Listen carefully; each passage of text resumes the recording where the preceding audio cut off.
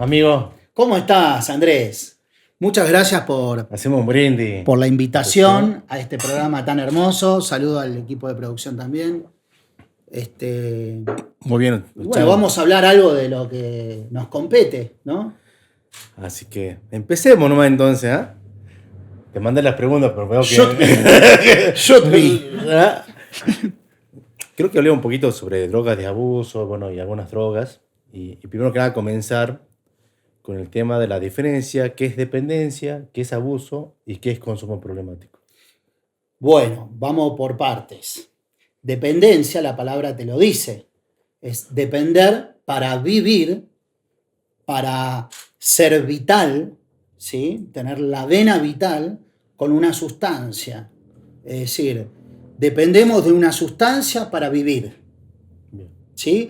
Hay sustancias que generan más dependencias que otras, por supuesto. La mayoría transforma, el ser humano transforma esta dependencia en una forma de vivir, ¿no? Es decir, necesito esto para poder subsistir y para tener más actividad y para tener más esto, más lo otro, para subsistir, digamos.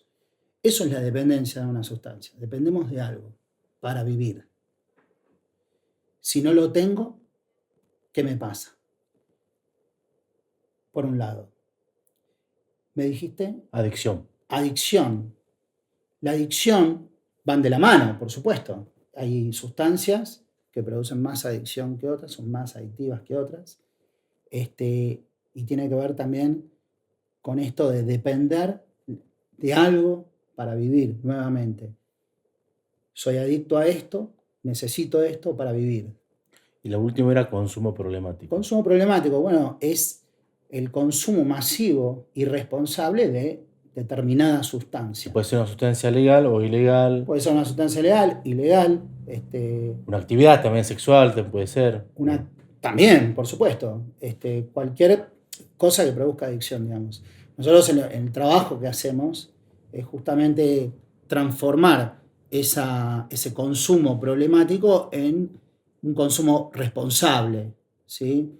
Por ejemplo, ahora pasa mucho con los chicos que fuman marihuana, pero bueno, se les pasa un poco el arroz, ¿viste? Están todos los días fumándose 2 fasos y concientizamos al paciente para que sea un poco más responsable eso. El consumo masivo e irresponsable y demás de marihuana tiene sus consecuencias. A eso vamos ahora. ¿Cuáles son las drogas más consumidas aquí en Salta en nuestro medio? Bueno, en Salta la problemática empezó sobre todo con las sustancias duras, como la pasta base, que se instala más o menos en el 2012.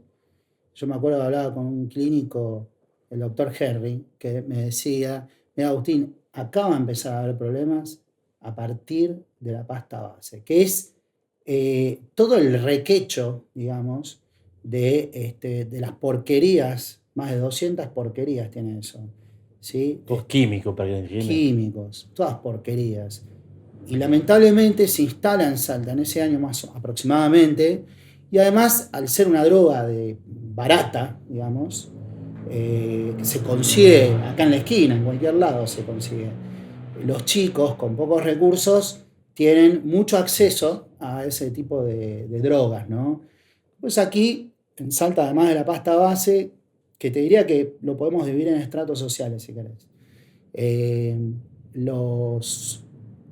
La cocaína es muy consumida acá en Salta, eso ya lo sabemos. Y hay estratos medios y altos, ¿no? Consumen mucha cocaína. La marihuana. Hoy está de moda que a través del ReproCan uno puede instalar su plantita en el jardín, hasta 3 plantitas, o hasta 3 en algunos casos, e incluso poder transportarlas de un lugar a otro dentro de la Argentina. Entonces eso masificó bastante el consumo de marihuana. En algún punto está bien, porque se regula un poco, no me parece que esté tan mal. Se reguló un poco esa situación en cuanto a la producción de marihuana. Sabemos que hoy es medicinal, lo usamos en un montón de enfermedades, algunos principios activos, por supuesto. Así que ahí tenés de las drogas más ¿Y consumidas. drogas de diseño se consumen mucho? Las drogas de diseño están como muy de moda en algún tipo de fiestas. Hablamos de éxtasis, El éxtasis, sí, pastilla, todo eso, cristal, popper, crack, hashish, es decir, la compactación de la marihuana. Bueno, todas son drogas de consumo en algunos estratos sociales también y que tienen que ver con algún tipo de fiestas electrónicas que ahora están muy de moda en Salta. Se consumen más que nada en esos lugares, más que nada, ¿no? ahí para ir siguiendo un poquito, hablemos un poquito de marihuana, que como el consumo está como banalizado también, ¿no? Eh, ¿Crea adicción la marihuana o solamente es neurotóxica? Crea adicción. Crea adicción. La marihuana es adictiva. Eh, es como, volvamos un poco a la Bueno, pregunta del principio. Este, eh, el que empieza con la marihuana, los chicos empiezan a los 14, 15 años a probar la marihuana con sus amiguitos en la calle, en la plaza. Empiezan con uno, empiezan con dos, después pasan los años y fuman cada vez más, digamos.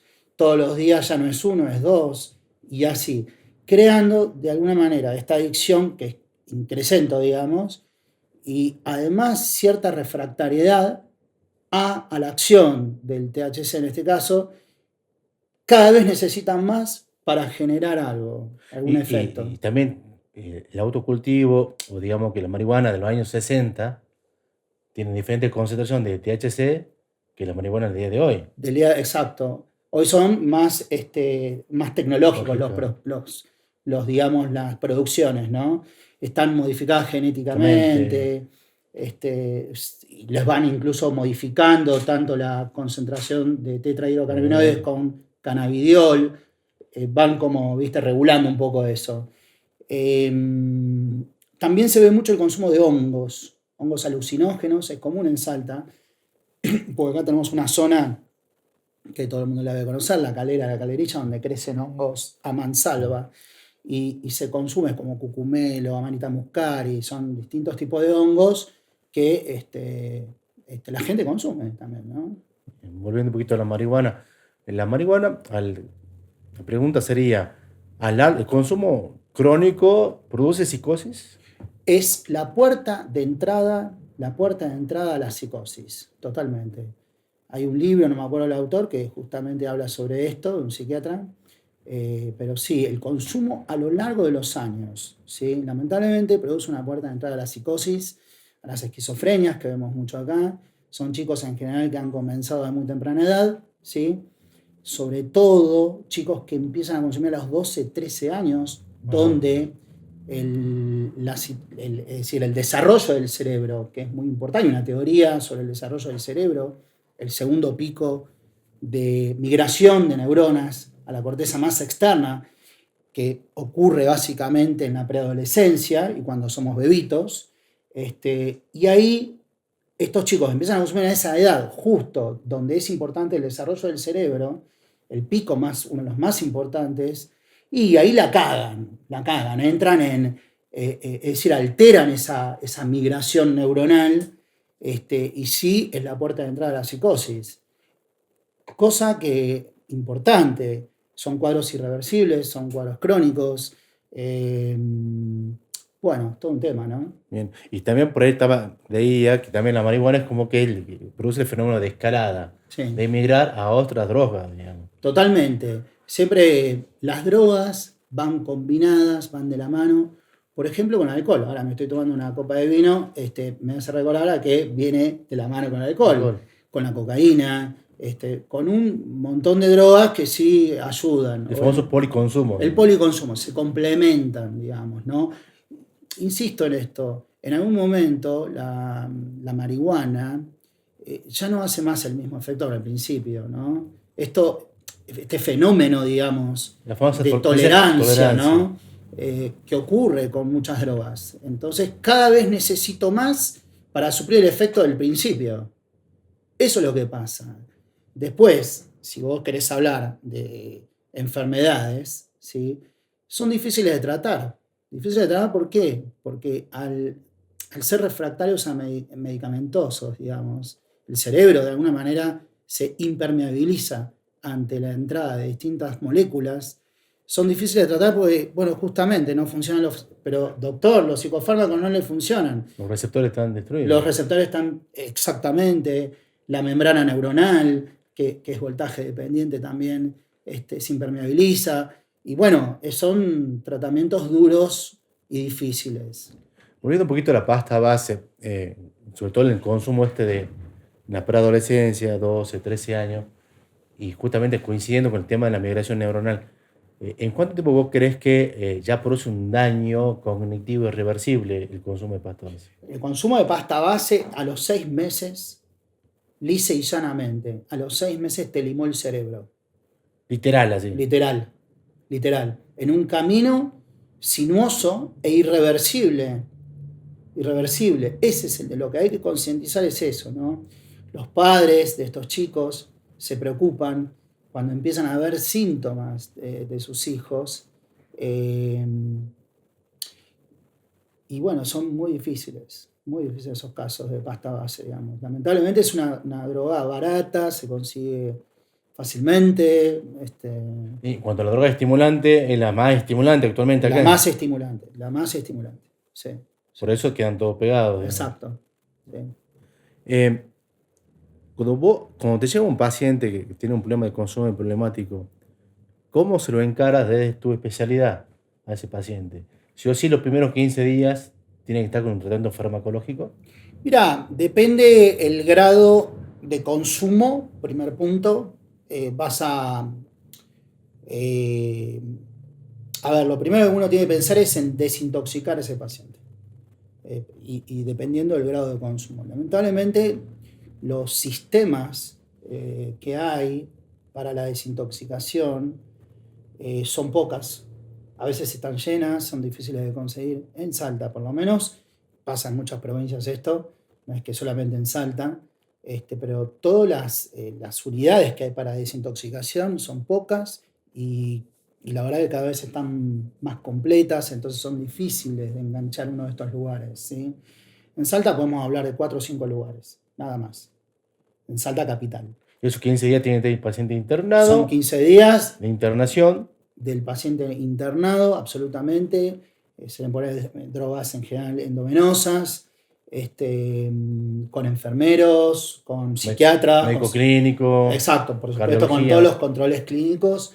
Pero bueno, esto de los dispositivos, que la verdad que son pocos, cada vez está más difícil. En general, muchos, yo por lo menos, no sé, en mi experiencia he desintoxicado gente en su casa, en su propia casa. Siempre obviamente con un equipo y con la contención más importante que es de la familia. Porque si es un paciente que tiene contención, digamos, familiar, un padre, una madre presente, hermanos presentes, lo que sea, digamos, es más fácil todo, digamos. ¿Se puede hacer en la casa? Sí se puede hacer. No es lo ideal, por supuesto, pero ante la ausencia de dispositivos no te queda otra que hacerlo en su propia casa, digamos. Después de ahí viene un proceso ya de un manejo ambulatorio del paciente, con psicofármacos bioral, digamos, sería en este caso, es decir, se pasa de lo que es endovenoso en una internación. Yo ahí por ahí vi que usas mucho eso valproico, digamos. Como eso. Se usan cicladores, es decir, estabilizadores del ánimo. Si el paciente presenta ya síntomas negativos de la psicosis, se empieza a medicar con antipsicóticos. Antidepresivos muchas veces están depresivos, entonces también se tratan de antidepresivos. Algunos ansiolíticos que pueden funcionar mejores que otros, de distintas potencias.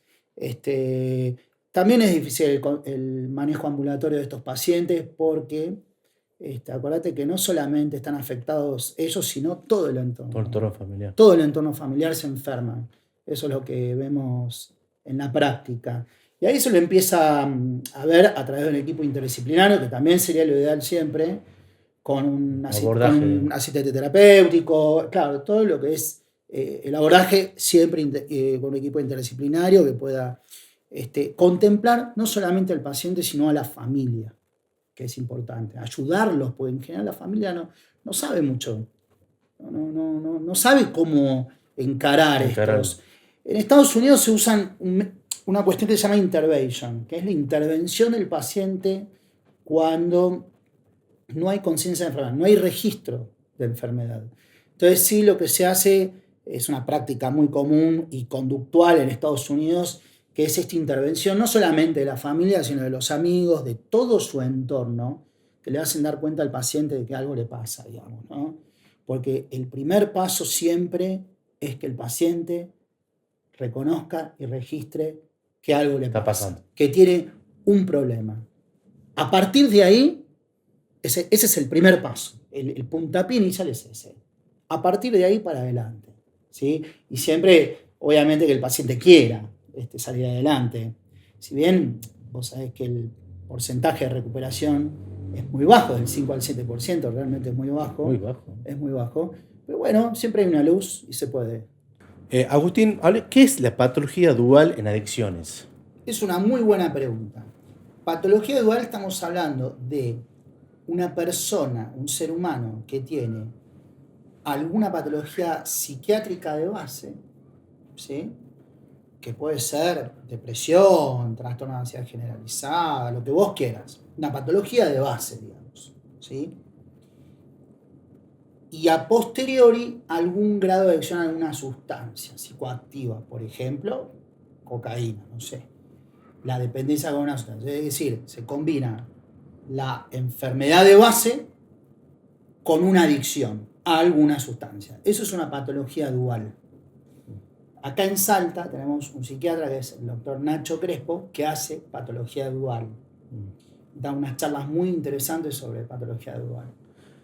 Esto, a grosso modo, por supuesto, si nos vamos a poner a hablar... O sea, por ahí, para que entienda mejor la gente, una depresión que tapa su depresión con el consumo problemático, un trastorno bipolar, o un trastorno una fase bipolar, maníaca, o una depresión bipolar, sumado a esto una adicción a alguna sustancia, ¿sí? Es decir, combinado esos dos... ¿Es más complejo tratar esto que tratar una adicción sola? ¿O? Y tenés que tratar las dos, ese es el problema. Claro, sí, por supuesto. La batería de ataque, digamos, de un tratamiento con una patología dual, sí, es más complejo. Sí, sí. Escúchame, benzodiazepinas, ¿producen tolerancia o adicción?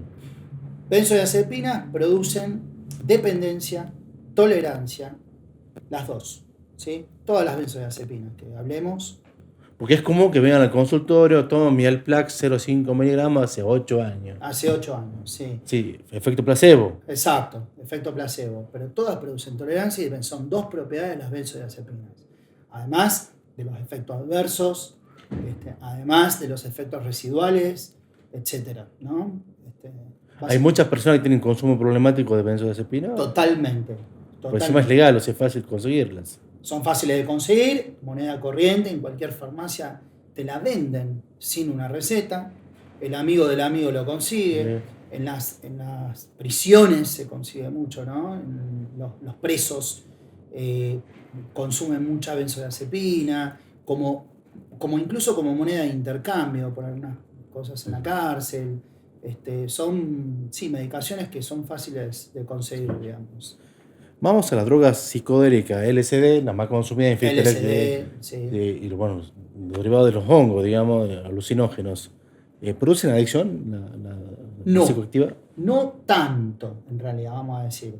No tanto como todas estas sustancias que venimos hablando hace un rato, digamos. Te diría que son más recreativas, más tontas, por decirlo de alguna manera. Primero que no son fáciles de conseguir. A ver, te tenés que ir a un lugar para conseguirlo. El LSD, que decía John Lennon, Lucy in the Sky with Diamond. Y eso lo vas a conseguir en ciertos ámbitos, en ciertos ambiomas festivos y demás. Pero no es de moneda corriente, digamos. Lo mismo los cartones, el famoso cartón. Claro, el famoso cartón. Y pero no es algo que se consuma tanto.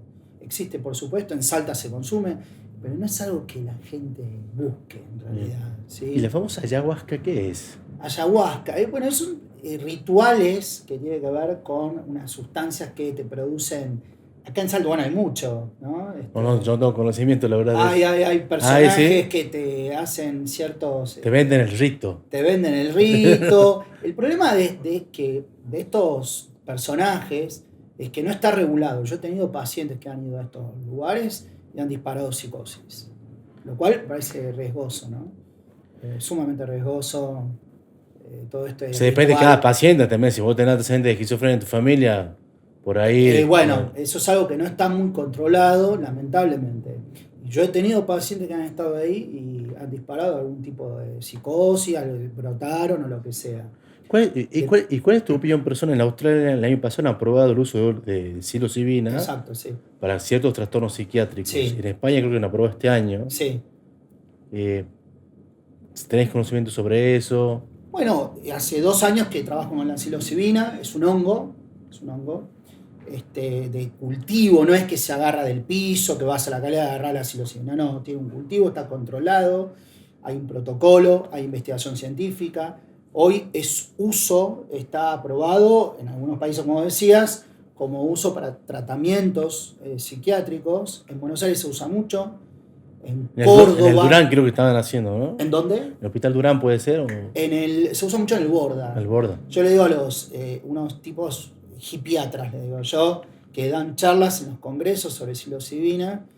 Y bueno, yo en Salta estoy hace 2 años trabajando en psilocibina, tengo más o menos 400 pacientes de casuística, digamos, con psilocibina, y los tratamientos son espectaculares. ¿Y cuál es la indicación de Trastornos de ansiedad generalizada, trastornos mixtos ansiosos depresivos, trastornos depresivos. Básicamente lo que hace la psilocibina es una molécula que si la mirás en un microscopio de alta resolución es parecido a un neurotransmisor que tenemos nosotros que se llama serotonina, así que es muy similar, casi similar.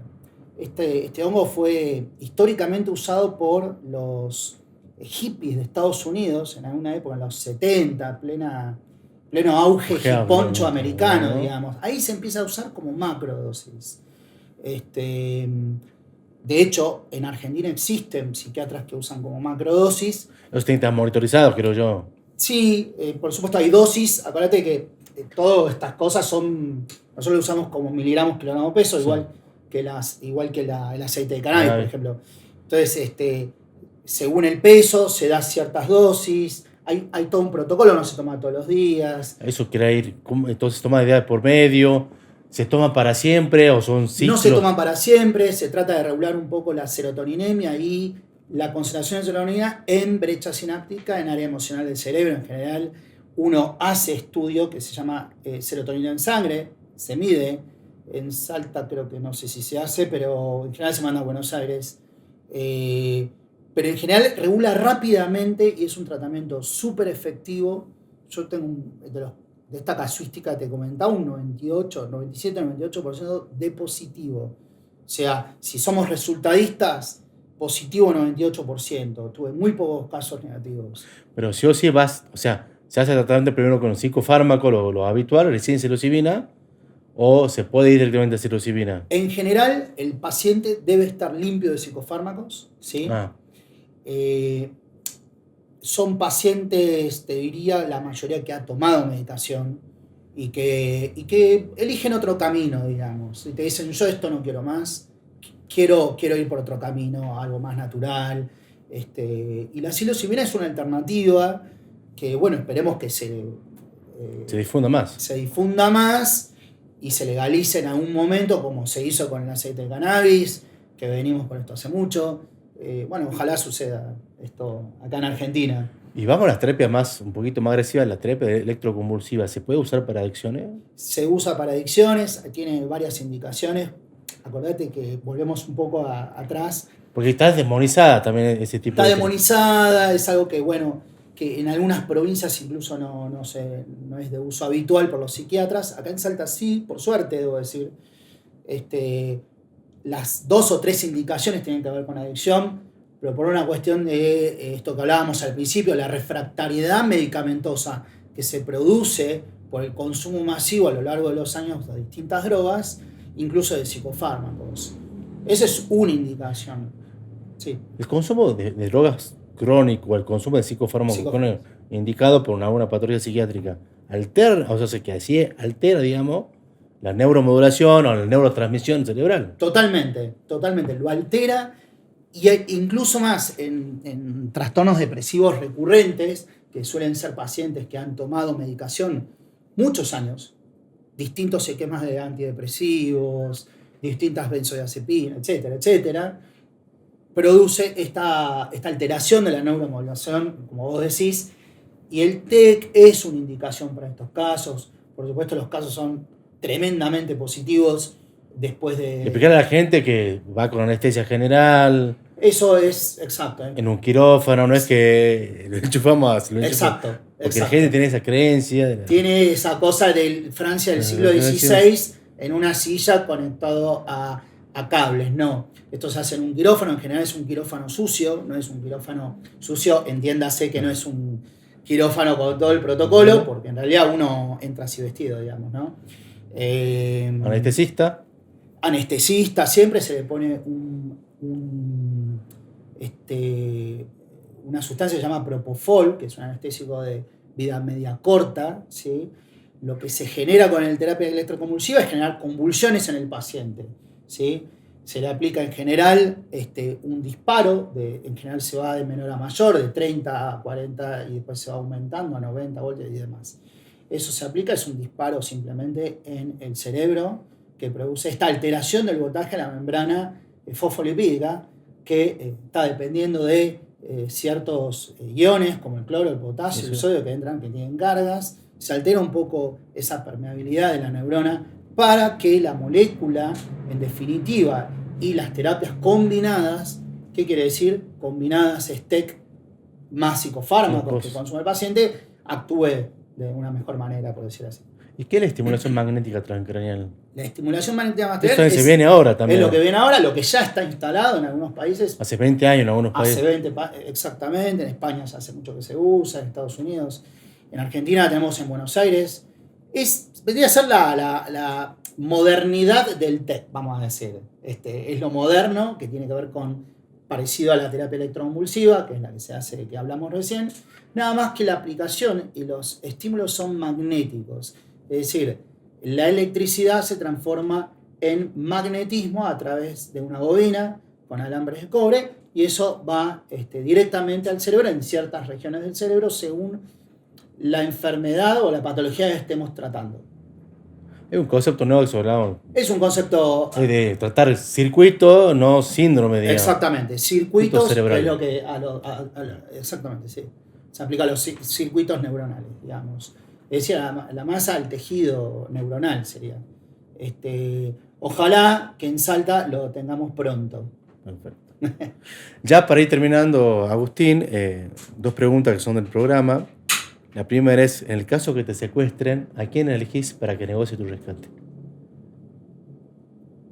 Mirá que un secuestro, ajá, el negociador tiene que ser muy lógico, negociador. De tu entorno, ¿a quién elegirías para que negocie tu rescate? No, que me dejen ahí, en todo caso. No los haría sufrir. Pensaría en no hacer sufrir a nadie, me quedaría ahí con los secuestradores. ¿No tenés algún amigo que sea ducho para...? Es que en una de esas me tomo un café con los secuestradores, puede ser.